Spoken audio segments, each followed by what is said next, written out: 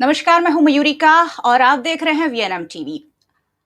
भागती दौड़ती जिंदगी और हम अब रोज जी तो रहे हैं लेकिन जीना जरूर भूलते जा रहे हैं। हम रोज सुबह उठते हैं, खाना खाते हैं, अपना काम करते हैं, शाम को घर जाते हैं और फिर सो जाते हैं। यही रूटीन जिंदगी हम बताने लगे हैं और ऐसे में हमारे जो गोल थे, हमारे जो सपने थे, शायद कहीं पीछे छूटते जा रहे हैं। ऐसे में इन सारी चीजों पर सोचना जरूरी हो जाता है क्योंकि हमने शायद सोचना ही छोड़ दिया है, क्योंकि हमारे पास सोचने के लिए इतने सारे मुद्दे हैं कि हम क्या करना चाहते थे वो अब हम भूलते जा रहे हैं। ऐसे में आज फिर एक बार आपको ये याद कराने वाले हैं और इसीलिए आज हमने स्टूडियो में इनवाइट किया है वडोदरा शहर के लाइफ कोच साहिल कुमार नागपाल। साहिल कुमार नागपाल ने अभी अभी एक किताब भी लिखी है और साहिल कुमार जी से ही हम जानने की कोशिश करेंगे कि क्या है ये किताब उनकी और किस वजहों से ये किताब लिखी गई है और ये किताब जो है वो आपके लिए कैसे इंपॉर्टेंट हो सकती है। साहिल जी, बहुत बहुत स्वागत है आपका। जी, थैंक यू मैम। सबसे पहले हमारे दर्शकों को आपके बारे में कुछ बताइए और फिर हम आपकी किताब के बारे में भी जरूर जानना चाहेंगे। जी मैम। मेरा नाम है साहिल कुमार नागपाल और मैं रहने वाला बड़ौदा का ही हूँ और बेसिकली मैं ऑथर हूँ, रिसर्चर हूँ और लाइफ कोच हूँ। जी। हम लोग कॉर्पोरेट्स में ट्रेनिंग देते हैं, पर्सनल 1-to-1 कोचिंग देते हैं। इसके अलावा मैं एक मार्शल आर्टिस्ट भी हूँ। ऑल इंडिया कांजेनरू कराटे दो एसोसिएशन से मैंने ब्लैक बेल्ट किया हुआ है। किक बॉक्सिंग में मैंने ब्लैक बेल्ट किया हुआ है। इसके अलावा हमारी एक भारतीय पौराणिक युद्ध कला है, जिसे कि हम लोग सनातन शस्त्र विद्या के नाम से जानते हैं। वो मैं सीखता हूँ और सिखाता हूँ। जी जी। प्लस हमारी जो इंडियन गवर्नमेंट की बॉडी है, इंडिया योगा एसोसिएशन, वहाँ से मैं certified level 2 yoga and wellness teacher हूँ। जी जी, काफी मल्टी टैलेंटेड है इसका मतलब आप। जी मैडम, मल्टी टैलेंटेड तो नहीं, बट हमारे विषय ही कुछ ऐसे है, जी काफ़ी सारी चीज़ें हमको स्टडी करनी रहती है। जी। सो हमारा जो शस्त्र विद्या का जो प्रैक्टिस है, उसमें 2 चीज़ें बहुत ही मुख्य है कि आप शस्त्रों का अध्ययन करो और शास्त्रों का अध्ययन करो। जी ये बस हमारा काम है, यही हम सीखते हैं और सिखाते हैं। जी। और इसके अलावा मैंने ये बुक लिखी है ma'am, hmm. Life the way you design. जी सो बुक बेसिकली एक मिश्रण है हमारा जो आधुनिक विज्ञान है, साइकोलॉजी का और फिजियोलॉजी का, प्लस हमारा जो पौराणिक विज्ञान है, योग, तंत्र और वेदांत का, इसका एक मिश्रण है। और जैसा कि टाइटल है madam, life the way you design, ये बुक बताता है कि कैसे एक व्यक्ति विशेष अपने जीवन को खुद बनाता है। जी। इसके पीछे की टेक्निकल अंडरस्टैंडिंग क्या है? हम सब ने कई बार ये बात सुनी होगी कि हम खुद अपना जीवन बनाते हैं, या अपने कर्मों से अपना जीवन बनाते हैं, या पॉजिटिव सोचने से अपना हम जीवन बनाते हैं, या लॉ ऑफ अट्रैक्शन। लेकिन इसके पीछे की क्या टेक्निकलिटीज है, ये प्रैक्टिकल ग्राउंड्स पे किस तरीके से काम करता है, किस तरह से हम ऑलरेडी कॉन्शियसली अनकॉन्शियसली अपना जीवन बना ही रहे हैं। हाँ, वो जीवन वैसा है कि जैसा हमें चाहिए, या वैसा है जैसा हमें नहीं चाहिए, वो 2 नंबर की बात है। बट कॉन्शियसली अनकॉन्शियसली हम लोग ही बना रहे हैं। बट ये कैसे बनाते हैं, इसके पीछे का क्या टेक्निकल अंडरस्टैंडिंग है, वही सब कुछ इस बुक में लिखा हुआ है। बुक में 9 चैप्टर्स में बुक है, 9 चैप्टर्स में डिवाइडेड है बुक।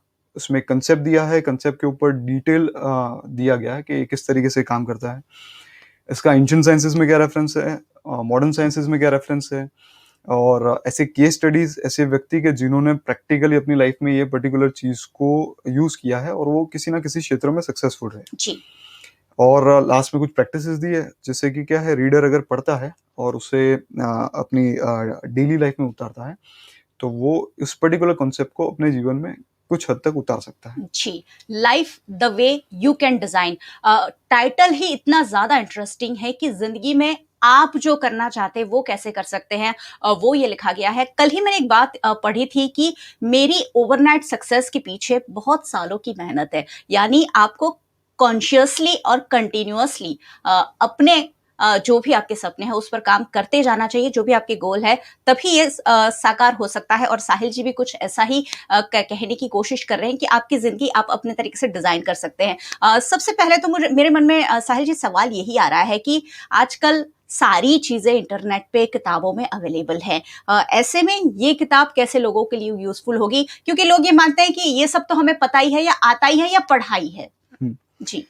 सो जैसे कि अंग्रेजी में कहावत है कि practice makes a man perfect. जी है ना?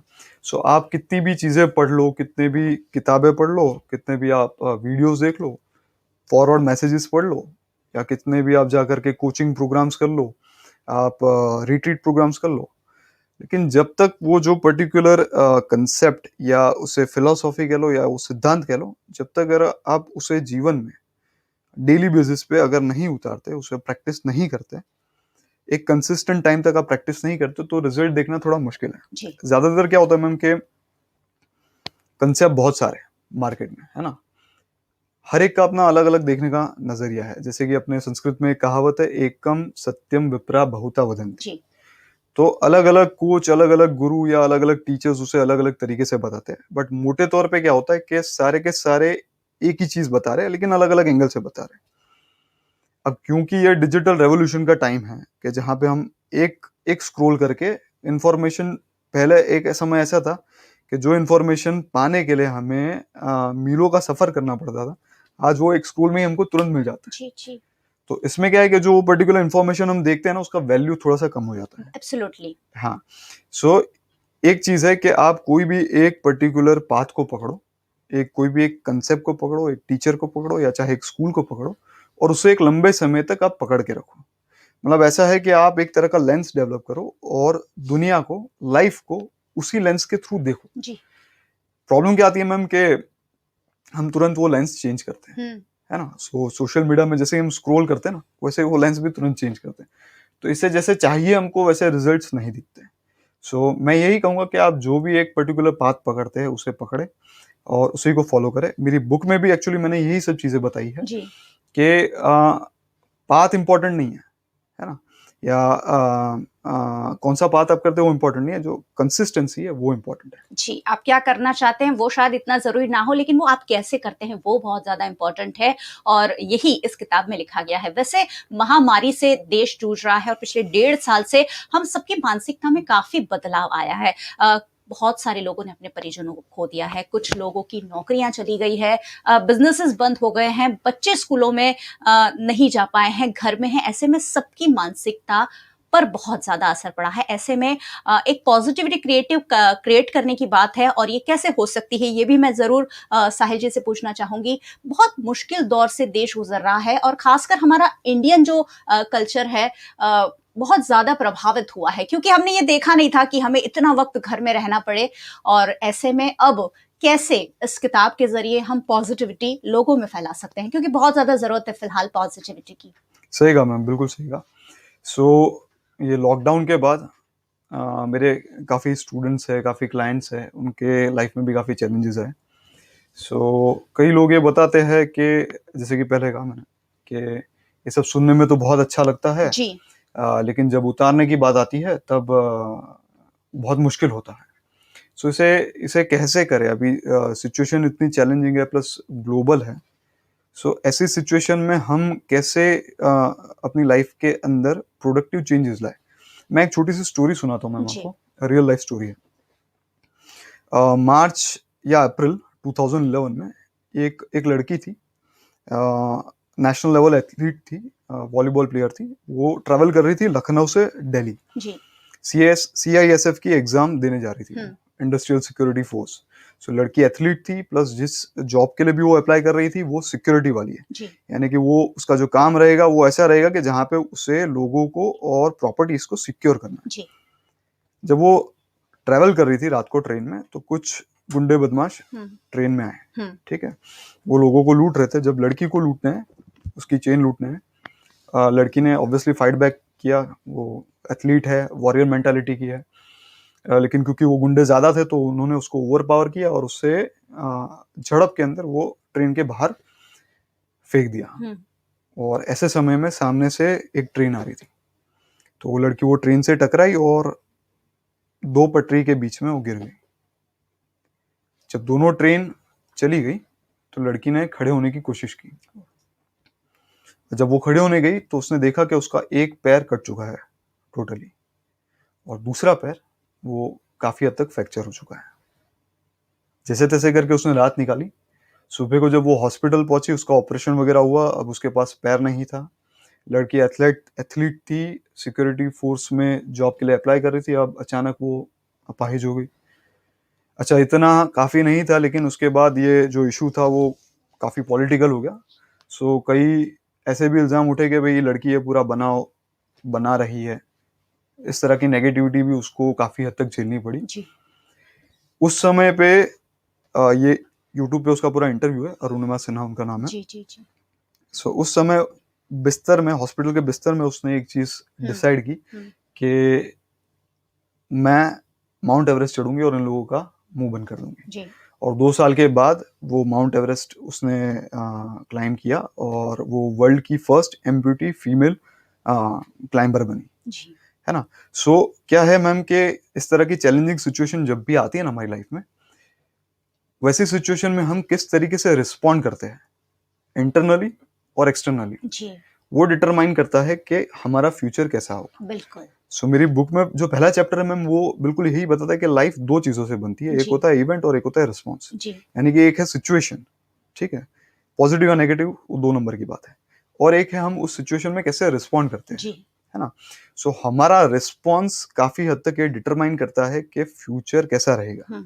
अगर सही तरीके से अपन रिस्पॉन्ड करते रहे, तो जो सिचुएशन भी है वो भी हमारे फ़ेवर में आती रहेगी। बिल्कुल, बिल्कुल सही बात बता रहे हैं आप। ये सारी चीज़ें हम सोशल मीडिया पर रोज़ पढ़ते हैं, लेकिन जब हमारे सामने सिचुएशन आती है, तब रिस्पॉन्ड ठीक से नहीं कर पाते हैं, कहीं न कहीं हड़बड़ा जाते हैं और यही चीज़ें जीवन में नेगेटिविटी लेकर आती है। लेकिन जिस तरह जो स्टोरी साहिल जी ने हमें बताई है, अगर ऐसे लोगों की ज़िंदगी से प्रेरणा ली जाए, जो थोड़े से कमज़ोर होने के बावजूद अपने आप को कहीं से भी कमज़ोर समझने के लिए तैयार नहीं है, तो शायद ज़िंदगी में कोई आगे बढ़ने से हमें रोक नहीं सकता। साहिल जी, चलिए बातचीत को आगे बढ़ाते हैं। आपने बहुत सारी ट्रेनिंग ली है, भारिया युद्ध कला की आपने ट्रेनिंग ली है, योग की, वेद की, आधुनिक साइकोलॉजी, ये सारी चीज़ों का आपकी ज़िंदगी पर कितना प्रभाव पड़ा है? क्योंकि ये सारी चीज़ें हमारा खुद के एसेट है, हमारी भारतीय संस्कृति के एसेट है, लेकिन फिर भी भूलते जा रहे हैं लोग इसे। सही कहा मैम। मैं आपको थोड़ा-सा मेरे बारे में और थोड़ा डिटेल में बताता हूँ। मैं 2009 से आईटी के बिज़नेस में था। मेरी खुद की कंपनी थी एसकेएन ऑर्गेनाइज़ेशन करके, जी। और बड़ौदा में उसके हेड ऑफिस थे। हुँ। अहमदाबाद, भरूच, सूरत, अंकलेश्वर, वापी सब जगह हमारी सेल्स ऑफिस थी। उस समय मैं अपने बिज़नेस को लेकर के, अपने एम्बिशंस को लेकर के मैं यूँ ही ह्यूमन माइंड की स्टडी काफ़ी करता था। सो बचपन से ही मैं ह्यूमन माइंड को लेकर के बहुत ज़्यादा फ़ैसिनेटेड था। सो उस समय मैंने ह्यूमन माइंड की क्या पॉसिबिलिटीज़ है उसको लेकर के काफ़ी सारी साइकोलॉजिकल किताबों का अध्ययन किया, टीचर्स का अध्ययन किया। कई साइकोलॉजिस्ट थे जिनके यहाँ पे मैं पर्सनल ट्रेनिंग के लिए जाता था। फिज़ियोलॉजी का ट्रेनिंग मैंने काफ़ी किया। मैं तब क्योंकि स्पोर्ट्स में था और मार्शल आर्ट्स में था, सो फिज़िकली काफ़ी एक्टिव था। जी। सो बॉडी को एक अलग तरीके से समझता था, माइंड को एक अलग तरीके से समझता था। सो वेस्टर्न माइंडसेट से मैंने काफ़ी कुछ इसमें ऑलरेडी स्टडी किया था और उसका काफ़ी इम्पैक्ट भी मिलता था मैम, इसमें कोई डाउट नहीं है। जी। लेकिन कहीं तो भी एक चीज़ की कमी रहती थी, है ना? सो रिज़ल्ट जितने प्रिसाइज़ चाहिए थे वो नहीं मिलते थे। धीरे-धीरे करके कुछ परिवर्तन ऐसा आया और स्लोली स्टेप बाय स्टेप मैं जो एक्चुअली में जो हमारा कल्चर है, सो तब भी मैं योग वगैरह करता था, लेकिन उसका क्या इम्पैक्ट है हमारी साइकोलॉजी पे, हमारी साइकी पे, वो मुझे नहीं पता था। हुँ। मतलब मैं प्राणायाम करता था, आसन करता था, जी। लेकिन ये सब चीज़ें हमारे माइंड पे किस तरीके से इम्पैक्ट करती है, ये कभी भी मैंने सोचा ही नहीं था। तब तक सिर्फ़ यही था कि भई ये फिज़िकल फ़िटनेस के लिए। जी। बट ऐसा मान करके चलिए मैम कि अगर मैं ऐसा आपको कहूँ कि अगर आप इस तरह का प्राणायाम अगर रोज़ करते हैं ना, तो आप प्रधानमंत्री बन सकते हैं। तो ये कहना गलत नहीं हुआ, है ना? इसका मतलब ये नहीं कि आप प्राणायाम करेंगे तो आपको तुरंत कोई ना कोई आकर के टिकट दे देगा, लेकिन उसके पीछे का पूरा साइंटिफिक प्रोसेस है। जी। सो इसका मैंने काफ़ी जब अध्ययन किया तो मुझे पता चलता गया कि हमारे जो शास्त्र है ना? और हमारा जो ओरिजिनल कल्चर है वो काफ़ी ज़्यादा साइंटिफिक है। मतलब आज की डेट में आप किसी को भी कहेंगे जी। उपनिषद के बारे में या हुँ। इस तरह के किसी भी और शास्त्र के बारे में, योग के बारे में, तो उन्हें ज़्यादातर यही लगेगा कि ये कोई रिलीजियस चीज़ है। ये भगवान की पूजा करने की बात है या आरती करने की बात है या नाम जपने की बात है। लेकिन अगर आप उसको सही तरीके से, सही गाइडेंस में अगर स्टडी करते हैं, तो आपको जी। पता चलेगा कि वो साइंटिफिक पर्सपेक्टिव है और वो आपको बताता है कि लाइफ कैसे काम करती है, कैसे यूनिवर्स काम करता है, प्रकृति काम करती है, कैसे उसे समझना, कैसे अपने आप को स्थित रखना और कैसे अलग-अलग सिचुएशन पे सही तरीके से प्रोडक्टिवली रिस्पॉन्ड करना। जी। सो ये सब चीज़ें जब मैंने शास्त्रों का अध्ययन किया, प्लस रेगुलर प्रैक्टिस जब जीवन में उतारी तो लाइफ में काफ़ी ज़्यादा सकारात्मक चेंज आए। एक पॉजिटिव ऑरा क्रिएट करने की आप बात कर रहे हैं कि अब अगर हम सोचते रहेंगे तो जी। कहीं ना कहीं वो हो सकता है। एग्जैक्टली मैम, पॉजिटिव ऑरा तो है ही। इसके अलावा एक चीज़ जो मैं खास कहूँगा कि ये आपको ना इंटरनली स्थित बनाता है। तो जैसे भगवत गीता में कहते हैं स्थित प्रज्ञा। सो इससे फर्क नहीं पड़ता कि कल उठ करके पॉजिटिव लाइफ में होगा या नेगेटिव होगा, आप अंदर से हमेशा स्थिर और स्थित रहेंगे, राइट। है ना। सो जब आप इस स्टेट पे होते हैं कि आप फिजिकली, मेंटली, इमोशनली स्टेबल, कल उठ के अगर पॉजिटिव होगा तो अच्छी बात है। लेकिन कल उठ के अगर नेगेटिव भी हो जाता है, अगर आप इमोशनली, मेंटली और फिजिकली स्टेबल है, तो वो नेगेटिव में से भी आप कुछ ना कुछ पॉजिटिव निकाल ही लेते हैं। जी जी, बिल्कुल। मुझे लगता है कि ये सारी बातें आजकल के यंगस्टर को समझने की बहुत ज़्यादा ज़रूरत है, क्योंकि यंगस्टर जो है बहुत सारे फील्ड, बहुत सारी अपॉर्चुनिटीज़ को लेकर काफ़ी डिस्टर्ब होते हैं। ऐसे में ये ज्ञान और ये जो सारी समझ है वो यंगस्टर्स को कैसे यूजफुल हो सकती है, ये भी ज़रूर हमारे दर्शक जानना चाहेंगे साहिल जी। जी मयूर जी, सो क्या है कि जितने भी यंगस्टर्स है या यंग जनरेशन है, हर एक के अंदर, जितना लोगों से इंटरेक्ट करता हूँ, हर एक के अंदर अपने आप को ग्रो करने की या अपने आप को इवॉल्व करने की जी। अब ये भूख है, हर एक के अंदर है। बट क्या है कि जो मैंने बड़े पिक्चर पे देखा है वो ये कि लोगों के पास रास्ता नहीं है। मतलब वो चाहते तो है अपने आप को चेंज करना बिल्कुल। प्रोडक्टिवली, लेकिन उनके पास कोई जरिया ही नहीं है। उन्हें पता नहीं है कि हम करें क्या, जी। है ना। जैसे कि मैंने बताया कि मेरी लाइफ में भी अगर 10 साल पहले अगर आप मुझसे पूछते तो मुझे ये सब इसके फिजिकल एस्पेक्ट्स के बारे में पता था, योग के, तंत्र के, वेदांत के, बट वो उसका लाइफ में क्या चेंज आता है ये मुझे पता ही नहीं था। जी। सो ये एज अ सोसाइटी एक बहुत ही इंपॉर्टेंट रोल हम सबको निभाना चाहिए कि इसकी जो अवेयरनेस है ये लोगों में बढ़े। जी। एक बार ये अवेयरनेस बढ़ेगी, इसका क्या इम्पैक्ट है, सो लोगों का पर्सपेक्टिव चेंज होगा कि आप अपनी लाइफ में जो भी चाहते हैं, आप अच्छी जॉब चाहते हैं, आप बिजनेस शुरू करना चाहते हैं, आप पर्टिकुलर एक व्यक्ति के साथ शादी मनाना चाहते हैं, ये जो भी आप चाहते हैं ये प्रैक्टिकली पॉसिबल है। और ये जो अपना जो कल्चर है, अपना जो ऐसा कह सकते हैं कि जो पहले का जो एजुकेशन सिस्टम है उसके थ्रू आप बहुत ही ज़्यादा प्रिसाइजली कर सकते हैं। जी। अगेन गिवन के जो मॉडर्न साइंस का भी जो स्टडी है उसको साथ में मिक्स करके भी आप कर सकते हैं। मैडम मैं एक बात बताऊंगा कि जैसे अपने इंडियन गवर्नमेंट ने एक बहुत ही अच्छा अप्रोच ये स्टार्ट किया है, जहाँ से मैंने ये एग्जाम दी, सर्टिफिकेशन मैंने लिया, वहाँ पे ऑलरेडी ये चीज़ इनिशिएट कर चुके हैं। सो वो लोग योग को भी सिखाते हैं, अपने वेदांत के एस्पेक्ट्स को भी सिखाते हैं, इसके साथ साथ उसका जो साइंटिफिक बैकअप है वो भी बताते हैं। जी। मतलब ये ऐसा नहीं रह गया आज की डेट में कि फिलोसॉफी है कि आपको यही करना है और यही पढ़ना है, ये रटा मारना है, जी। लेकिन उसके पीछे का जो रीजनिंग है ना वो भी अवेलेबल है। बिल्कुल। सो एज अ सोसाइटी हमें ये चीज खास करनी चाहिए कि इसको जितना हो सके उतना अवेयरनेस में लेकर के। एज अ सोसाइटी बदलाव की आप बात कर रहे हैं तो मैं ये जरूर पूछना चाहूंगी कि इंडिविजुअल, यानी कि एक परिवार में माँ बाप हो या इंडिविजुअली कैसे अफेक्ट कर सकते हैं, कैसे इन सारी चीजों को समझ सकते हैं या दूसरों को समझा सकते हैं कि लाइफ को पॉजिटिव तरीके से जिया जाए। सही कहा मैम। सो जैसे मैं कोचिंग करता हूँ। सो कई यंग पेरेंट्स आते हैं अपने 4-5 साल के बच्चे को लेकर के। सो पेरेंट्स में ये एंथुजियाज्म तो मैंने देखा है कि मेरे बच्चे को मैं जितना हो सके उतना जल्दी ये सब चीज़ें सिखाऊं, जी। है ना। चाहे हो सकता है मार्शल आर्ट हो, चाहे हो सकता है मेडिटेशन हो, योगा हो, उनके जो समझ में आता है उस हिसाब से वो उसे सिखाने की कोशिश करते जी। हैं, है ना। बट वो ये चीज़ पेरेंट्स को समझनी है और थोड़ा अवेयरनेस में भी लेकर के आना है कि ये ऐसी चीज़ नहीं है कि आप शॉपिंग मॉल में गए, आपने पैसे दिया और आप लेकर के आ गए और बच्चे के अंदर इंस्टॉल कर दिया। जी। ऐसे नहीं है। अगर आप चाहते हैं कि आपका बच्चा सीखे, तो कुछ पहलू, जो भी आप चीज़ सिखाना चाह रहे हो उसे, उसके कुछ पहलू आपको आपके जीवन में भी उतारना बहुत ही ज़रूरी बिल्कुल बिल्कुल। है। मैं जब बच्चों को सिखाता हूँ ना मैम, क्लास में कोई भी फिजिकल एक्टिविटी सिखाता हूँ, तो एक चीज़ मैंने खास ऑब्जर्व की है कि बच्चा, अगर मेरा दाहिना पैर मेरा आ गया और मैं उसे कहूँगा कि अपना बायां पैर आगे करे, तो वो दाहिना पैर ही आगे करेगा। वो ये नहीं करेगा जो मैं उसे कह रहा हूँ, वो ये करेगा जो मैं कर रहा हूँ। अगर मेरा घुटना सीधा है और मैं उसे करूँ कि घुटने को मोड़ो, तो वो घुटना मोड़ेगा नहीं, वो घुटना सीधा ही रखेगा। इमिटेट। हाँ। सो आप देखिए ये कितना साइंटिफिक है कि हमारी जो 5 मेजर सेंसेस है उसमें से सबसे ज्यादा जो डेवलप सेंस है वो है विजन। जी। फिर आता है लिसनिंग। सो बच्चा देखता पहले है, जो देख करके जो वो इंफॉर्मेशन लेता है उससे पहले ग्रैब करता है। सुनने में इतना इम्पैक्ट नहीं होता।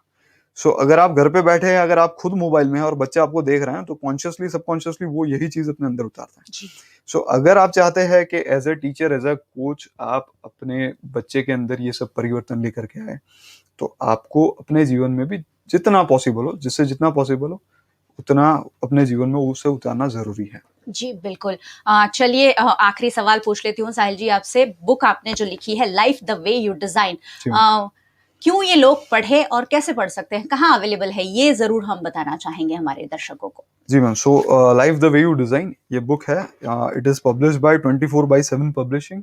बहुत ही अच्छे पब्लिशर्स हैं। They are considered as top 10 in India. जी। ये अमेज़न, फ्लिपकार्ट, स्नैपडील सब जगह पे अवेलेबल है। इसके अलावा ये पब्लिशर की वेबसाइट पे भी अवेलेबल है। अमेज़न, इसका एमआरपी है 345 जी। और आप अगर अमेज़न से परचेज़ करते हैं तो आपको ये डिस्काउंटेड प्राइस में मिलेगी। ओके। और बुक जैसे कि मैंने बोला इसे इस प्रकार में लिखा गया है, इतनी प्लेन लैंग्वेज में लिखा गया है कि इवन अगर लेमैन भी इसको पढ़ता है, जिसके पास किसी भी तरह का अंडरस्टैंडिंग नहीं है, ना मॉडर्न साइकोलॉजी का, ना एंशिएंट साइंसेस का, इवन इंग्लिश में भी वो इतना स्ट्रांग नहीं है, तो भी उसको पढ़ करके इसे अच्छे से समझ सकता है। जी। मैंने इसके अंदर रिलेटेबल एग्जांपल्स डाले, तो जब व्यक्ति अगर इसे पढ़ता है, जैसे कि मुझे काफ़ी रिव्यूज़ मिले कि जब हम पढ़ते हैं तो हम इसे रिलेट कर पाते हैं जी। कि ऐसे-ऐसे इंसिडेंट्स मेरी लाइफ में हुए थे, उसके पीछे का रीज़निंग ये था, है ना? इसके अलावा इसमें प्रैक्टिसेस जो दी गई है, बेसिक प्रैक्टिस है, सिंपल प्रैक्टिस है। अगर आप घर पे करेंगे, कुछ फिज़िकल प्रैक्टिसेस है, कुछ ब्रेनस्टॉर्मिंग की प्रैक्टिसेस है, कुछ ब्रीथिंग एक्सरसाइज है। अगर आप इसको रेगुलरली घर पे करते हैं, कितना टाइम करना है वो भी अंदर सब मेंशन किया हुआ है, तो आप अपने लाइफ के अंदर काफ़ी हद तक सकारात्मक बदलाव ला सकते हैं। जी। सो अमेज़न पे अवेलेबल है, आप ज़रूर इसे जाएँ और परचेज़ करें। Life the way you design पढ़ना चाहिए और समझना चाहिए, क्योंकि हमारी ज़िंदगी को जो डिज़ाइन जिस तरह से हम डिज़ाइन करना चाहते हैं, उसका जो प्रोसेस होता है, ज़रिया जो होता है, वो शायद किताब में मिल सकता है। साहिल जी, बहुत-बहुत शुक्रिया हमारे साथ जुड़ने के लिए, और बहुत-बहुत शुक्रिया आप सारे व्यूअर्स का हमारे साथ जुड़ने के लिए। वीएनएम टीवी आप जानते ही हैं, वडोदरा शहर का 23 साल पुराना चैनल, और 24वें साल में अब हम प्रवेश कर चुके हैं, और अब ये ना सिर्फ वडोदरा का चैनल है, ग्लोबल प्लेटफ़ॉर्म पर आपके लिए हमने वीएनएम टीवी को उपलब्ध करा दिया है। काफ़ी सारे ओटीटी प्लेटफ़ॉर्म्स पर भी आप वीएनएम टीवी को देख पा रहे हैं। डेली हंट पर, रॉक टीवी पर, आईपीटीवी पर, ये सारी जगह आप वीएनएम टीवी को देख रहे हैं। साथ ही यूट्यूब, फेसबुक, इंस्टाग्राम, ट्विटर और आपके घर केबल पर तो हम अवेलेबल है ही। वीएनएम टीवी के साथ ज़रूर जुड़े रहिए। साहिल जी, बहुत-बहुत शुक्रिया हमारे साथ बहुत-बहुत जुड़ने के शुक्रिया लिए। मैडम। देखते रहिए वीएनएम, जुड़े रहिए वीएनएम के साथ। नमस्कार।